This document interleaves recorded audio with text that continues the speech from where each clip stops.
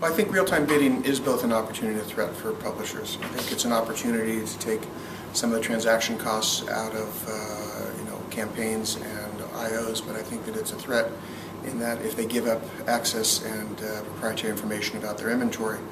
that agencies are in a better advantage to negotiate and get better pricing. In terms of the disintermediation that real-time bidding creates, I think that will always be a relationship between the publisher and the agencies, and the question is for publishers, how do they utilize real-time bidding to facilitate that relationship but maintain their control over the proprietary information and over the relationship?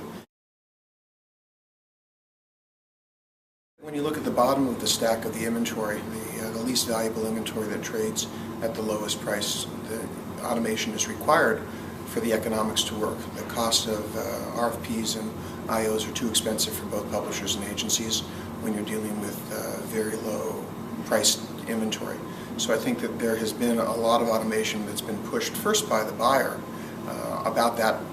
portion of the inventory, because that was where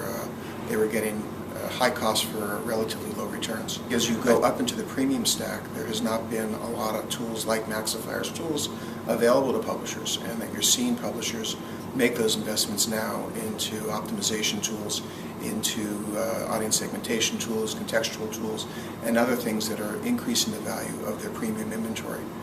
And the reality is that 65 to 80% of their revenue for publishers is coming from 20 to 30% of their inventory, and if they don't maintain their margin on that inventory and improve its performance and improve the value that they're delivering, they're going to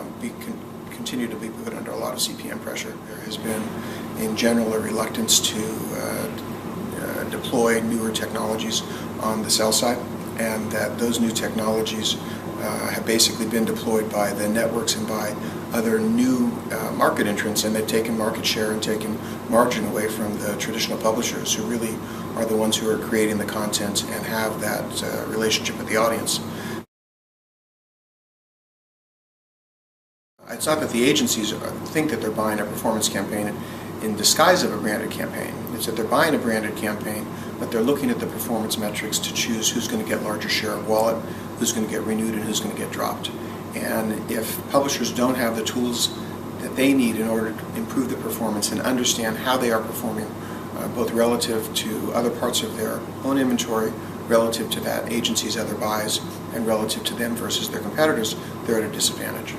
Focusing on performance for premium publishers is not trying to negate the value of branded content, the relationship with the audience, or the trust that they've engendered. What it's focusing on, and it recognizes that these branded sites are competing against other similar sites of similar high quality, and that what they're trying to do is to maximize share of wallet and maximize CPM.